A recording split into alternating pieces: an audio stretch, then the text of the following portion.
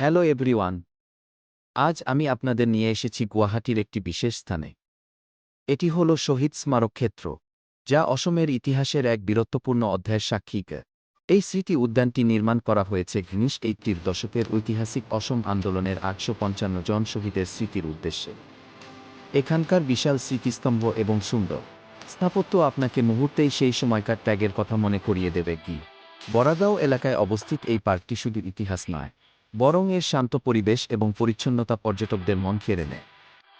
যারা গুয়াহাটির ভিড় থেকে দূরে একটি শান্তিতে সময় কাটাতে চান এবং নিজের রাজ্যের ইতিহাস জানতে চান, তাদের জন্য এটি সেরা জায়গা। আপনারা যদি এখনও এখানে না এসে থাকেন, তবে অবশ্যই একবার ঘুরে যান। ভিডিওটি ভালো লাগলে সাবস্ক্রাইবই করতে ভুলবেন না। দেখা হবে পরের ব্লগে।